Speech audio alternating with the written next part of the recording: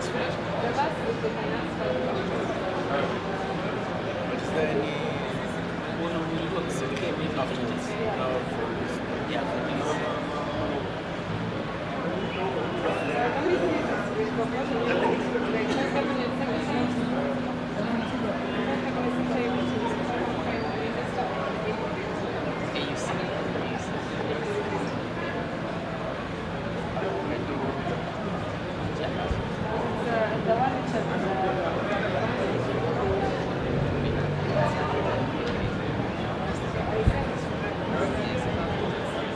They're doing like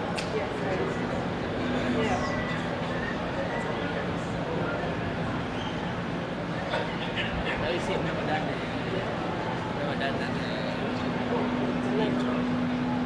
So I do like Your Excellencies, ladies and gentlemen.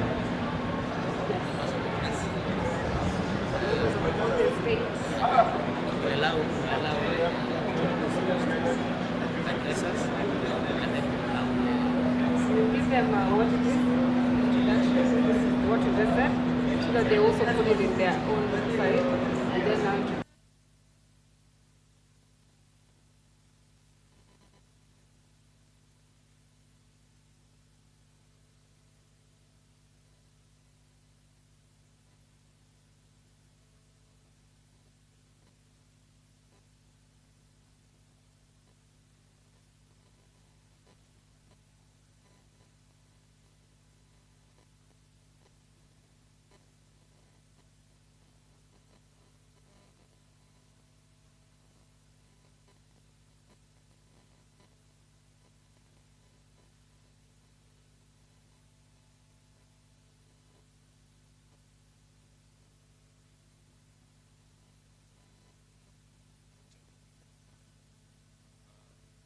Two, Asante. Check two. Just about to go. Two, check. Two. Sliman, are you ready? Two, check. Ni mute.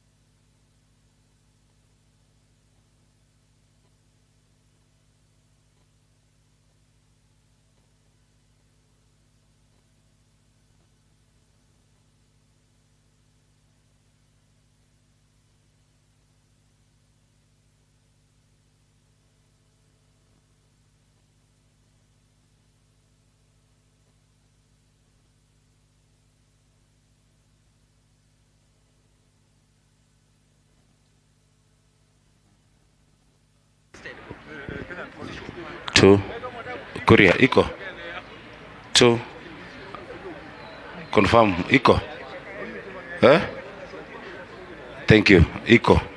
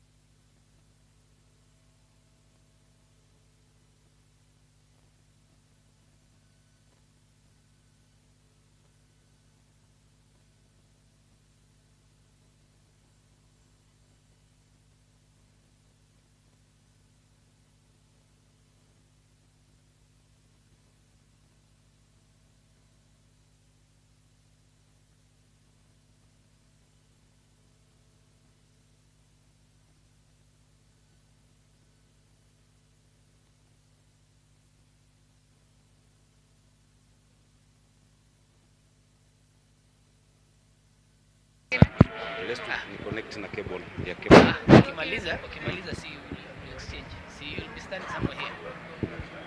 Ama nitoroke wewe. Utapatikana tu hata.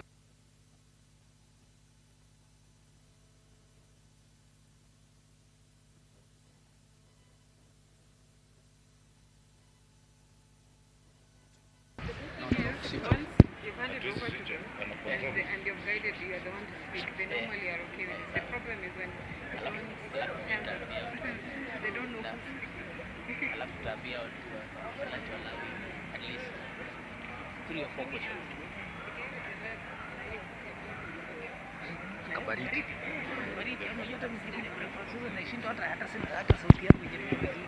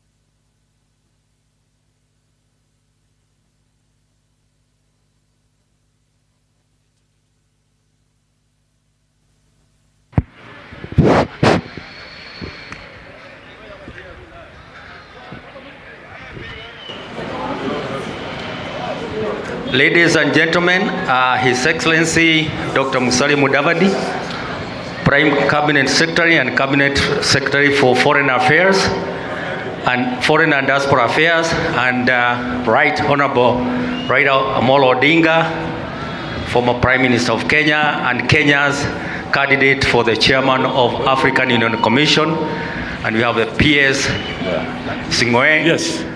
For State Department for Foreign Affairs. Ladies and gentlemen, let's want to start the press conference. Let us all be here. Let us be ready. Welcome, Excellencies, and we will start with our Prime Cabinet Secretary.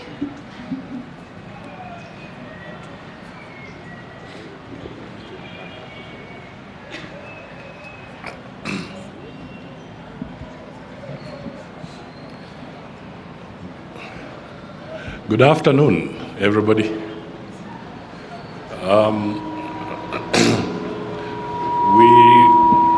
We are here once again so that we can update you and through you the nation on the steps so far as we rally around the candidature of the Right Honorable Raila Odinga for the AUC chair position.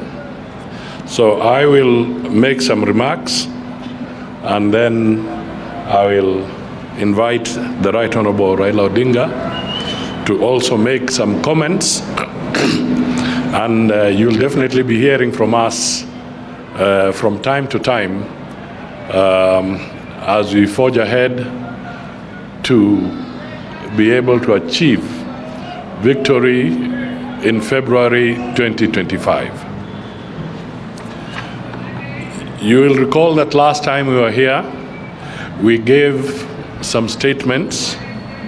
At that time, we had not formally presented the Prime Minister's documentation to the AU, but now that has happened, and therefore we thought it is appropriate that we now convey a message again to the Kenyan people about that particular development. But you will recall in our remarks we said that Africa also needs a Baba. So we are here again to just re-emphasize that particular message. So let me make my formal statements. Early June this year, I updated the nation on Kenya's candidacy for the African Union Commission chairmanship. At the onset, may I commend Kenya's candidate for the chairmanship of the African Union Commission, the Right Honorable Odinga, for his energetic and strategic engagements across the continent and globally to ramp up support for his bid in the elections slated for February 2025. The country has formally submitted requisite documentation of Kenya's nominee for the African Union Commission chairmanship in the manner and form as required by the African Union Secretariat. As you are aware, the government dispatched a high-level delegation led by the Principal Secretary of Foreign Affairs, Dr. Korir Singoi, who is next to me, including the strategy team of the Right Honorable Raila Odinga, which included Elikana Odembo, who is here, and Mehboob, Ambassador Mehboob, and Makao Mutua, who is not with us at this point in time. They officially lodged the application to the Office of the Legal Counsel of the African Union through the Dean of Eastern Region. In his application, the Right Honorable Odinga has outlined his vision for the AUC, which is hinged on various focal areas, namely African integration and infrastructure development, the economic transformation of the continent, enhancing intra-Africa trade, financial independence, agricultural transformation, climate action, peace and security, youth empowerment, and gender equity and equality. Notably, since 2017, the African Union requires that before the 2025 elections, the candidates participate in a televised debate broadcast live to African citizens. This is an Africa leadership debate known as Mujadala Africa. It allows the candidates to outline their vision and how they will lead the transformation of Africa through the implementation of the AU mandate and Africa's Agenda 2063. Additionally, the debate allows African citizens and other stakeholders to engage the candidates on issues they want addressed. Ladies and gentlemen, in this regard, our candidate is undoubtedly experienced and well prepared to participate in the live debates to engage the African people on how to propel the continent's growth and ensure Africa achieves its goals of African integration and sustainable development, thus making our continent a major player in the global arena. To this end, I wish to applaud our President, His Excellency Dr. William Ruto, and his government for fully, and I repeat the word fully, endorsing and supporting the candidature of Honorable Raila Odinga. To fellow Kenyans, as a nation, we have always come together to stand behind our own, whether on the tracks, the fields, or on the global stage. Just as we cheered our athletes in the recent Olympics, let us lend our full support to Honorable Raila as he carries the Kenya flag high in the race for the chairmanship of the African Union Commission.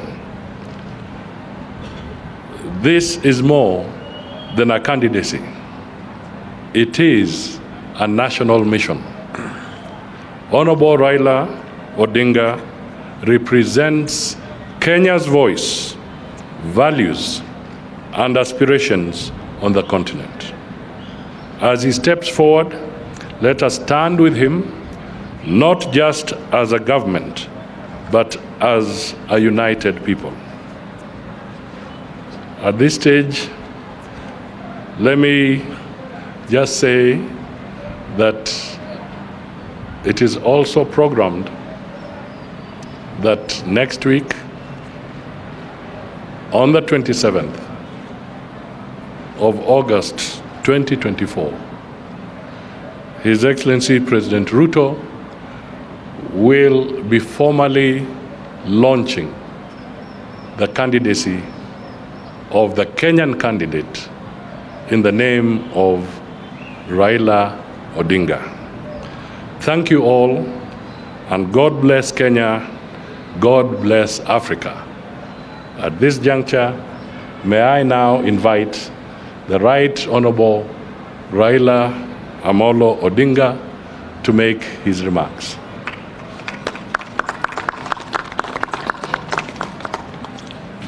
Thank you. Thank you, my brother.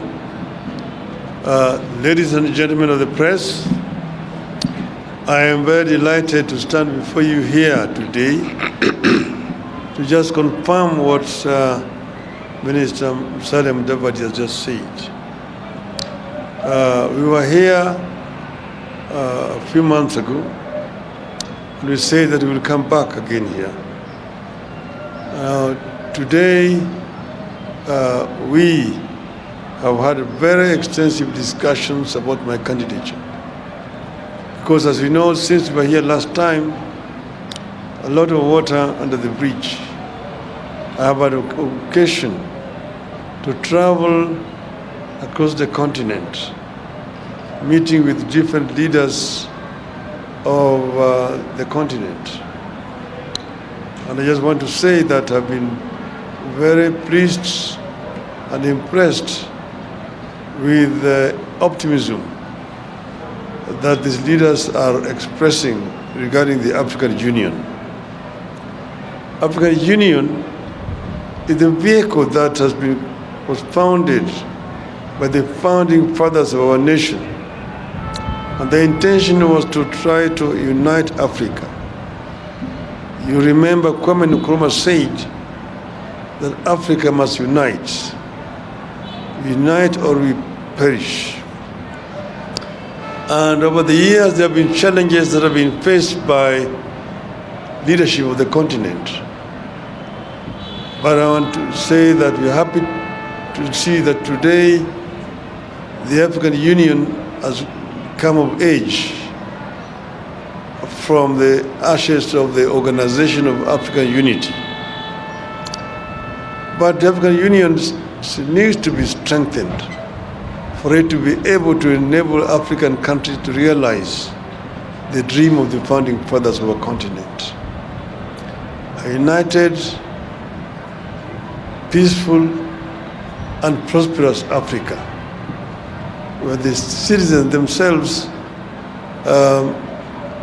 feel that they are free as a people and united and can work productively in the continent. There are several areas where Africa is having a problem. Issues of health care, issues of education, issues of wealth creation, employment in the continent is a major issue. As you know that many young African boys drown in the Mediterranean as they try to run away from the poverty and the challenges in the continent, seeking greener pastures in Europe. This does not have to happen. If we create conducive and enabling environment for these people to be more gainfully employed on the continent of Africa. The issue of climate change is a major challenge. Africa is a victim rather than the main offender. But Africa, at the moment, pays a very heavy price. As you can see here in our own country, we live between twin disasters, floods and drought. Many of our people perish, livestock die in those periods. How do we arrest this phenomenon? How can we make a contribution? And how can we also negotiate more effectively for compensation from the offenders who have continued to discharge the carbon monoxide in the atmosphere? We need a stronger voice. As individual countries, Africa is weak. But as one united Africa, we can have a much stronger voice to be able to negotiate more effectively for compensation. Energy is another major issue here. And most African countries suffer from energy deficiency. Yes, Africa itself has got an abundance of resources for renewable energy. We have a lot of solar energy potential on the continent. We have geothermal, we have wind, we have waves, we have hydro in large quantities, which we all need to harness to make Africa energy self-sufficient. So there's many things which you would intend to deal with when we go up there. So I am a candidate, as I mentioned, and I'm happy that the Kenya government has come forward to make me a formal candidate.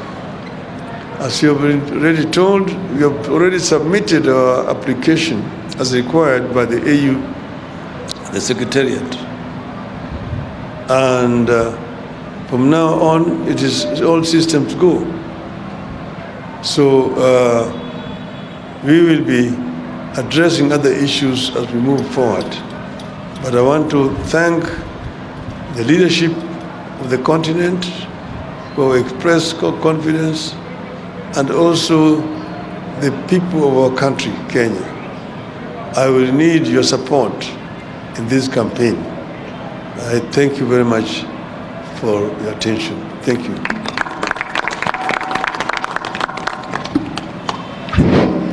Thank you, Excellencies, for your statement. And as we say, the train has left the station, the journey has begun. So, members of the press, I'm coming to you. I just wanted to recognize the statements that have been made. And now you'll have an opportunity to ask a few questions. You're just going to have 2-3 questions. And please identify yourself and your media organization. We take it from there. Thank you. So, with your permission, Excellencies, we will have a few questions. Yes, but not too many. Not before you do that, let me acknowledge that I have here the PS Foreign Affairs, Dr. Korir Singoi. I have the PS Raymond Omolo from the Interior. And then I have PS Aurelia Rono, responders and officials in the ministry. I think I'll give Mheshimiwa Raila an opportunity to... Yes, thank you. Here is also my team. You can see Caroline Karugu, the former Deputy Governor in Nyeri County. And you have Pauline Joroge. And then you have got Ambassador Elkanah Odembo. You have Ambassador Mahbub and Mr. Okara. This is a part of my team for this AU campaign. Thank you. Okay. Thank you, Excellency, and congratulations on your candidature, Honorable Odinga. My name is Ibrahim Karanja from NTV. I have one question, and the question is, were there other candidates, to you, Musalia Mudavadi, were there other candidates in Kenya who met the criteria of being considered for the Africa Union chairmanship?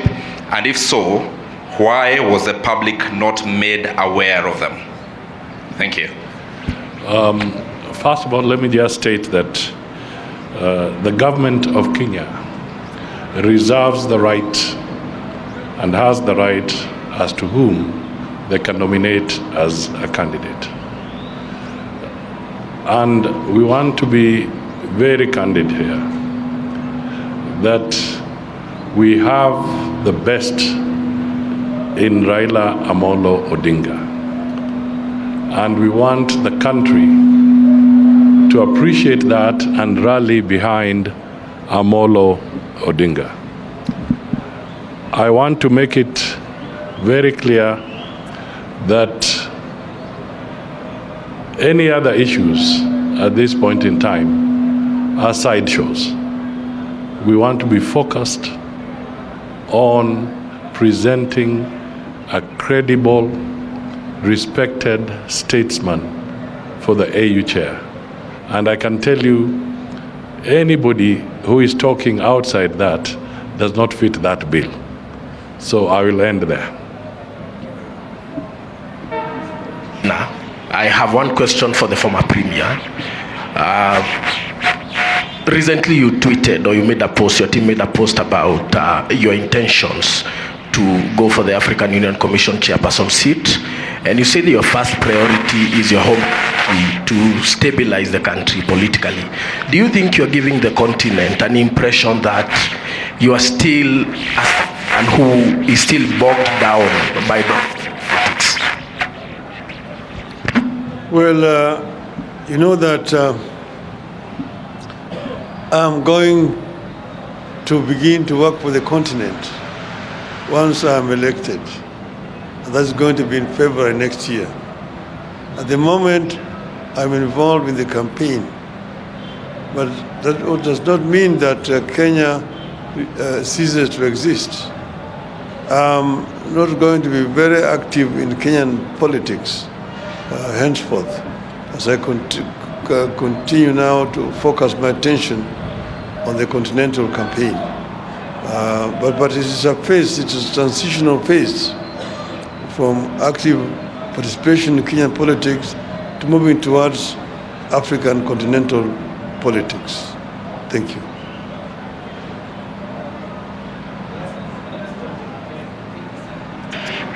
We can have a mic. Okay. John Kerry from KBC. Two questions. One, we continue seeing additional faces behind you and the Right Honorable Raila Odinga. When are you going to let the cat out of a bag on the campaign team that is going to be steering the campaigns for the Honorable Raila Odinga? Number two, on the question asked by Ibrahim Karanja from NTV, are you aware of the process that is challenging the election of the Honorable Raila Odinga?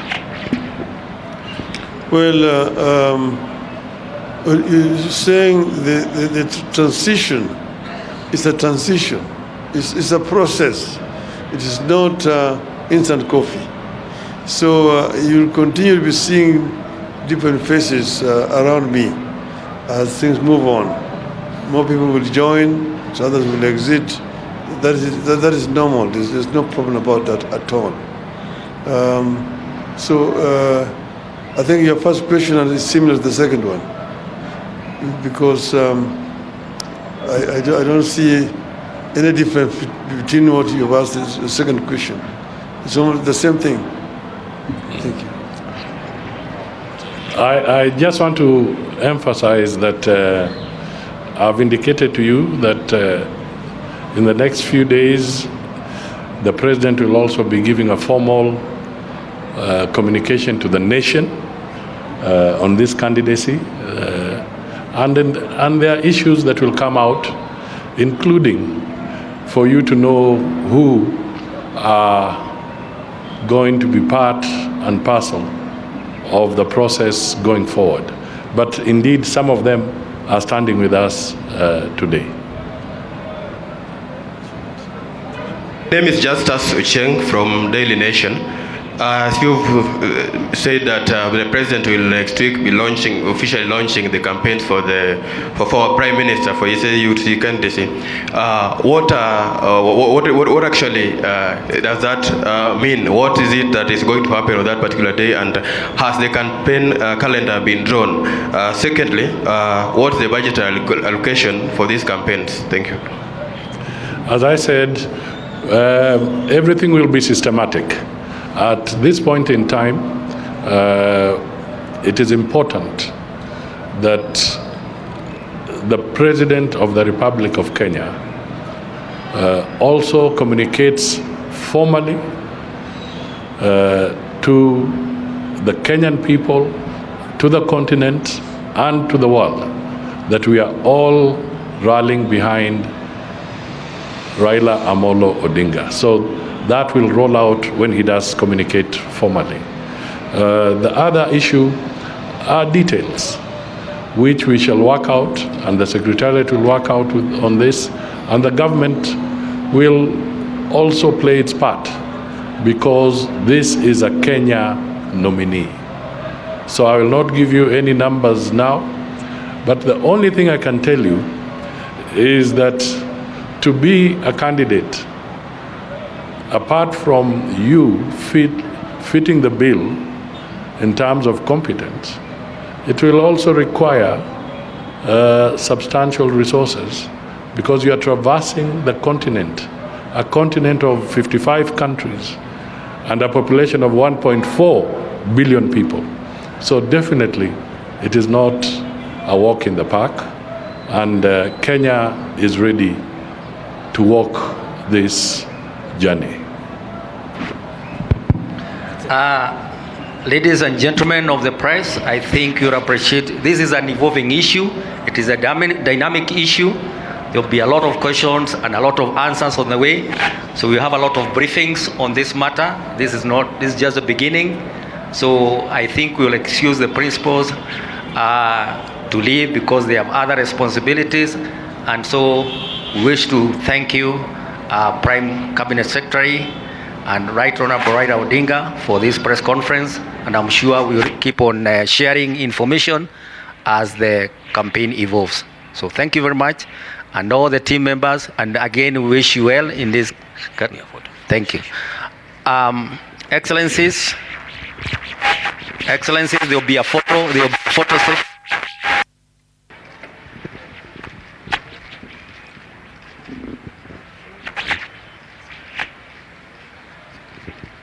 So let all the teams join in. We have a photo session.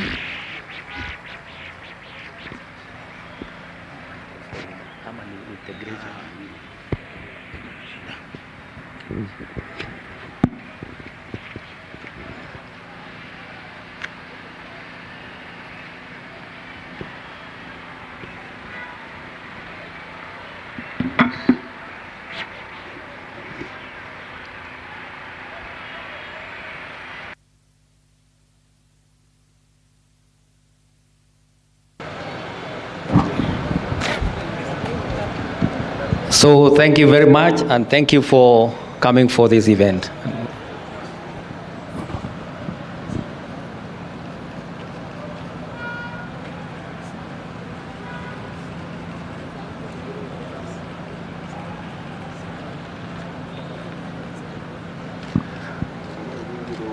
Thank you very much, Excellencies. So this activity is over.